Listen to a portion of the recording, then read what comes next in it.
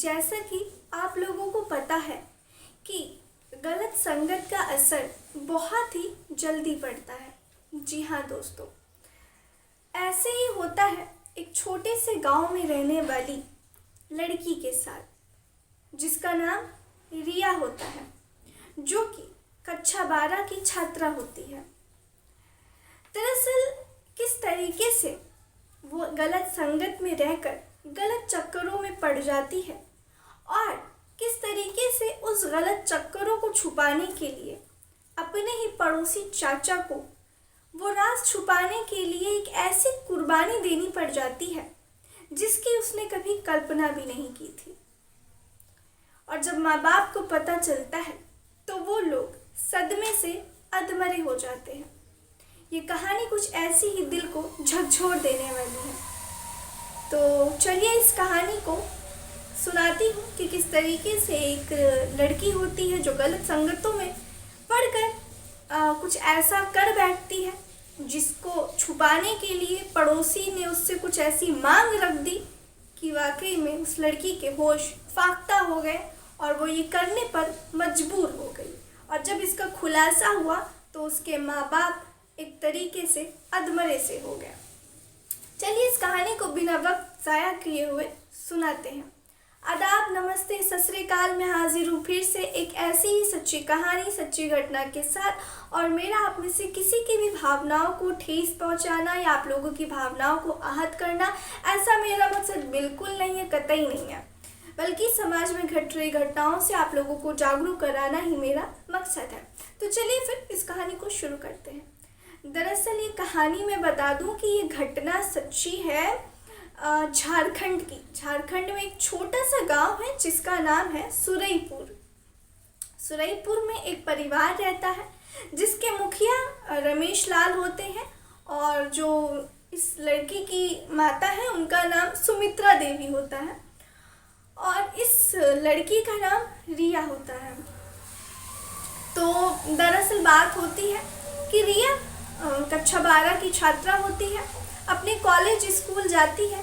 वहाँ पर इसकी मुलाकात कुछ ऐसी दोस्तों से होती है, कुछ ऐसी सहेलियों से होती है जो कि गलत काम किया करती हैं, गलत संगत का शिकार होती हैं, गलत हरकतें किया करती हैं, मोबाइल में अश्लील वीडियोस देखा करती हैं और अलग अलग लड़कों से इनके अलग अलग प्रकार के संबंध होते रहते थे।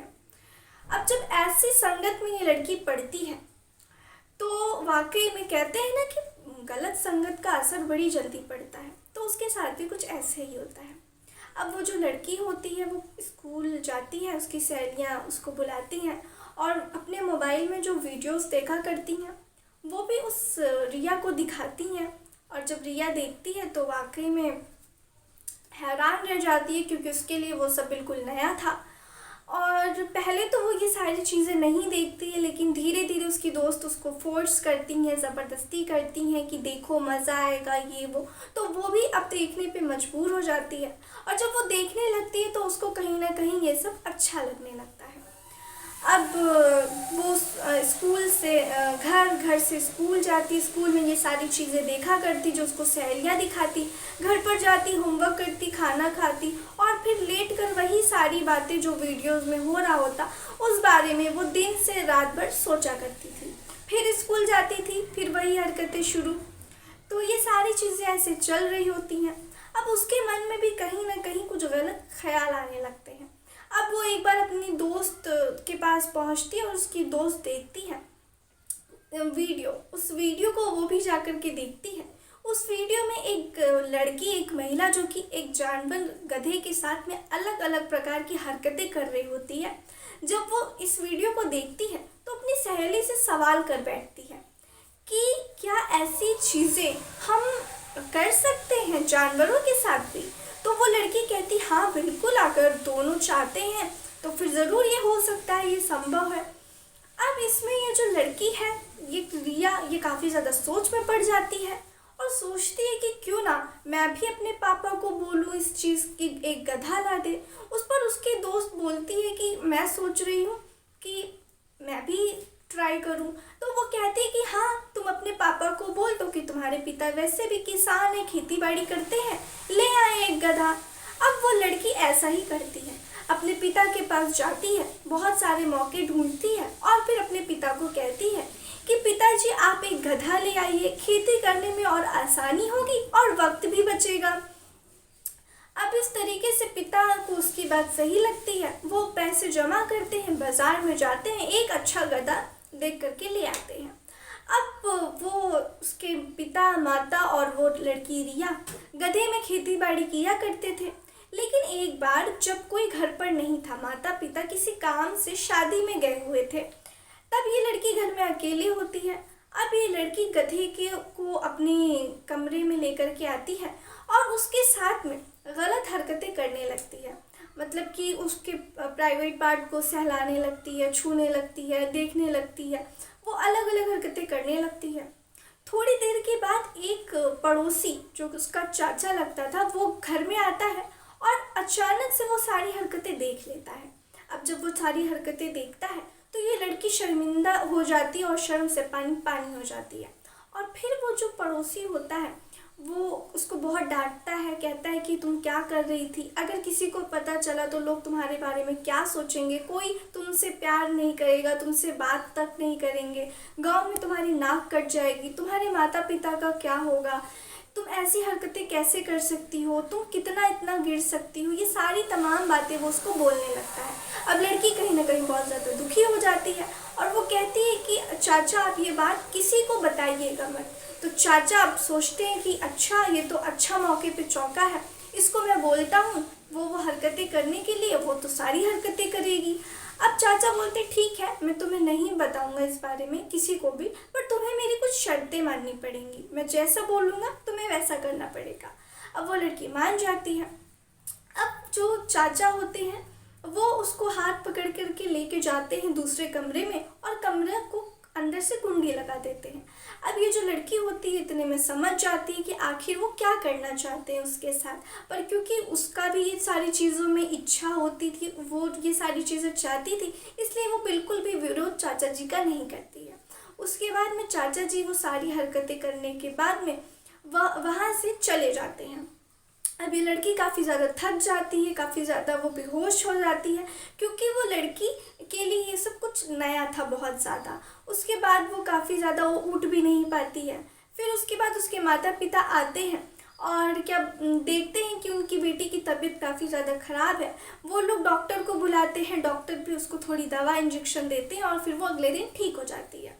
फिर वो कॉलेज स्कूल जाती है और फिर वो सारी बातें अपनी सहेलियों को बताती है और उसकी सहेलियाँ उसकी और तारीफ़ करती हैं, जिस वजह से उसको लगने लगा था कि वो कुछ गलत नहीं कर रही है।